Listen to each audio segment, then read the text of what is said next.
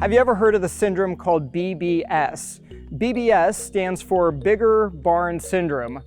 This is something that I have on occasion. Now, for the record, I don't have a barn. I'm not a farmer, but that doesn't mean at times I don't suffer from BBS.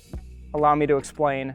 In a parable, Jesus talks about a farmer with bigger barn syndrome. In Luke chapter 12, there's this farmer.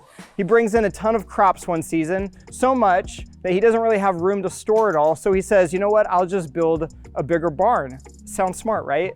He's managing his resources well. But then Jesus offers this. He says, what if he dies that very night? He's going to run out of time before he runs out of stuff. And then Jesus ends the parable with verse 21. He says this, yes, a person is a fool to store up earthly wealth, but not have a rich relationship with God. See, this is Jesus' definition of a greedy person, a person who stores up things for himself, but isn't rich towards God. Now, being rich towards God, that's Jesus' talk for being generous, a generous steward to those in need. And I think the question Jesus wants us to ask ourselves and him is this, Lord, what do you want me to do with the extra? What would you like me to do with the extra? See, we all would like extra, right? And then we just ask God, what do you want me to do with that? See, greed doesn't ask that question. Only someone who has a rich relationship with God asks that question.